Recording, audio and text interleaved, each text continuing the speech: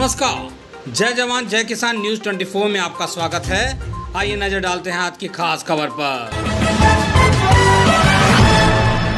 जिला इटावा में बीआर आदर्श inter college गोरा दयालपुर राहिन बसरेहर में स्थित है। प्रिंसिपल ओमवीर सिंह जी पिछले कई साल से शिक्षा व संगीत से जुड़े हुए हैं।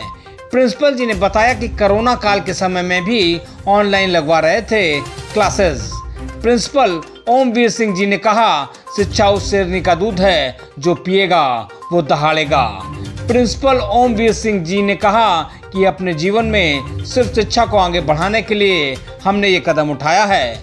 उन्होंने कहा कि कोरोना के बाद से स्कूल में लगवा रहे हैं एक्स्ट्रा क्लासेस। देखिए जिला इटावा से संपादक कुमार गौरव के साथ पवन कुमार की एक खास रिपोर्ट।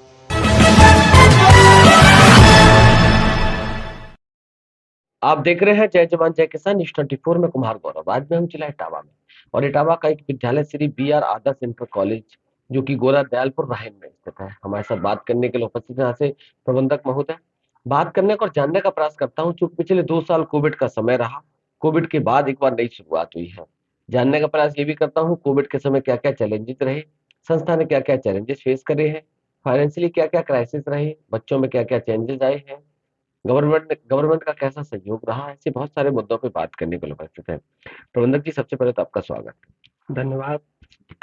प्रबंधक जी, 2 साल कोविड का समय रहा, कोविड के बाद एक बार नई शुरुआत, क्या क्या चैलेंजेस फेस करें?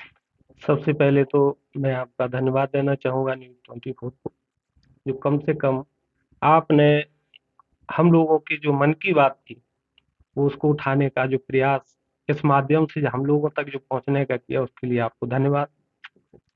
और रही बात कोरोना काल की, तो इतने चैलेंजेस थे हम लोगों के सामने, हम लोगों ने बड़ी मुश्किल से वो चैलेंज पार किए हैं।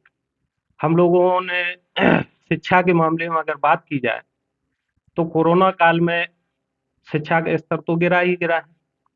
लिहाजा पूरा प्रयास किया शिक्षा के स्तर को संभालने के लिए, और कई तरीके के माध्यमों का भी हम लोगों ने सहारा लिया, एक ऑनलाइन क्लासेस का। तो पूरा प्रयास किया ऑनलाइन क्लास लगा करके बच्चों को बेहतर शिक्षा, वो शिक्षा में रिदम में बने रहें, जुड़े रहें शिक्षा से। क्योंकि हम लोग गांव क्षेत्र, ग्रामीण क्षेत्र के हैं, तो ग्रामीण क्षेत्रों में बहुत ज्यादा समस्याएं मेरे सामने थी। वो समस्याएं ये रही हैं कि हर व्यक्ति के पास अगर ऑनलाइन क्लास चलाते हैं तो एंड्रॉइड फोन चाहिए, जो ये शायद हर व्यक्ति के लिए संभव नहीं था। फिर भी लोगों ने किसी न किसी प्रकार से काफी हद तक प्रयास किया उन साधनों को जुटाने के लिए, और हमारे साथ बच्चे ऑनलाइन जुड़ने का प्रयास करते रहे, और बेहतर से बेहतर हम लोगों ने जितना हो सकता है वो करने का प्रयास किया। सर, आपने जिक्र करा ऑनलाइन क्लास का, आपका क्या मानना है कि स्टूडेंट लाइफ में गवर्नमेंट ने निर्देश कर दिया बिना किसी तैयारी के कि आप ऑनलाइन क्लासेस दीजिए, क्या मानना है ऑनलाइन और ऑफलाइन में सबसे ज्यादा इफेक्टिव क्या रहता है? नहीं, ऑफलाइन क्लास सबसे ज्यादा अच्छे होते हैं। ऑनलाइन में तो ये है कि ऑनलाइन में तो हमने इधर से जो कहा, सामने जो दिखाई देता है वो ज्यादा बेहतर होता है। अब ऑनलाइन में तो दिखाई तो कुछ देता नहीं। मैंने बच्चे को कोई वर्क दिया, ऑनलाइन ही हमने उसका जवाब पूछा, उसने उधर ओके करके भेज दिया, मेरा मानना हो गया बच्चे ने कर लिया। लेकिन सही किया हम लोगों ने सुधारने का जब सामने में, तब भी कहीं ना कहीं त्रुटियां हो जाती हैं। जब पीछे होते हैं तो काफी अंतर देखने को मिल जाता है। ये क्या लगता है आपको, एजुकेशन का जो भी गैप हुआ 2 साल का, उसको रिकवर करने में कितना समय लगेगा? सर, अगर रिकवर की बात करेंगे तो मैं समझता हूँ बहुत समय लगेगा। और 2 साल में शिक्षा जगत में जो बच्चों का शिक्षण कार्य में जो नुकसान हुआ है, मैं समझता हूँ उसकी भरपाई कर पाना बहुत जल्द तो संभव नहीं है। हम शिक्षा के क्षेत्र में बच्चों के साथ बहुत पिछड़े हुए हैं। हम चूंकि बच्चों से जुड़े हैं, आज भी हम बच्चों को रिदम में नहीं ला पा रहे हैं, लाइन में नहीं कर पा रहे हैं। जो शिक्षा का जो पहले जो सिस्टम चल रहा था, उस सिस्टम को अगर हम आज से कंपेरिजन करें, मिलान करें, तो हम बहुत प्रयास करने के बाद भी उस हद तक नहीं पहुंच पा रहे हैं। तो उसके लिए थोड़ा समय तो लगता है। अच्छा, कोविड के समय गवर्नमेंट का किस तरीके का सहयोग रहा? सर, कोविड के समय गवर्नमेंट को जो सहयोग करना चाहिए था, हम प्राइवेट संस्था वाले, तो वो सहयोग हम लोगों को नहीं मिला।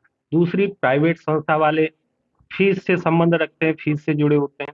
तो कहीं न कहीं जैसे कोविड का जो सिस्टम आया, जब ये बीमारी जब आई, तो स्कूल बंद हुए। सरकार ने इधर हम लोगों को थोड़ा-सा ये कह दिया, नहीं आप फीस वसूल करेंगे तो किस्तों में कर लीजिए या कुछ अनुदान या छूट रूप में कर दीजिए। लोगों ने उसका बिल्कुल गलत अर्थ निकाल कर के हम लोगों को एक पैसा नहीं दिया। हम लोगों की भी मजबूरी हो गई, हालाँकि हम लोगों ने सहयोग भी किया, ऐसा नहीं है। सरकार जब इतना सब कुछ कर रही थी, इतनी महामारी फैली हुई थी, तो हम लोगों की भी ज़िम्मेदारी बनती थी। तो जो ज़िम्मेदारी हम लोगों की थी, जो हम लोगों के सिस्टम में जो था, उससे ज़्यादा, क्षमता से ज़्यादा, कहने का अर्थ ये है कि हम लोगों की जो क्षमता नहीं थी, उससे ज़्यादा हमने सरकार का भरपूर सहयोग करने का प्रयास किया। अपेक्षाकृत सरकार ने हम लोगों को अनदेखा किया। हम लोग प्राइवेट संस्था वाले जो कि फीस से जुड़े हैं, तो मेरे भी कुछ खर्चे थे। अगर सरकार चाहती, किसी न किसी रूप में हम लोगों को इतना मानदेय रूप में दे देती, जिससे हम लोगों के परिवार चल सकते। तो हम लोगों के परिवार में भरण-पोषण में बड़ी समस्याओं का सामना हम लोगों को करना पड़ा। तो सरकार को ये मदद करनी चाहिए थी, जो हम लोगों की नहीं।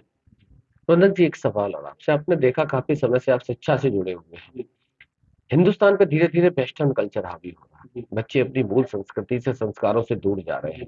संस्था ऐसा क्या प्रयास करेगी जिससे कि हमारी संस्कृति, संस्कार बचे रहें, उसके साथ शिक्षा भी चलती रहे? संस्था तो करनी चाहिए थी, जो हम लोगों की नहीं। रौनक जी, एक सवाल और आपसे। आपने देखा काफी समय से आप शिक्षा से जुड़े हुए हैं।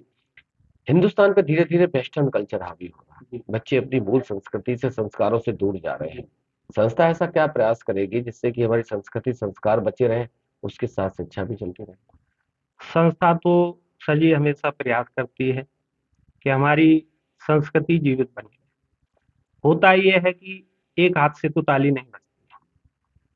हम लोग तो चाहते हैं कि हम लोग अपने कल्चर से जुड़े रहें।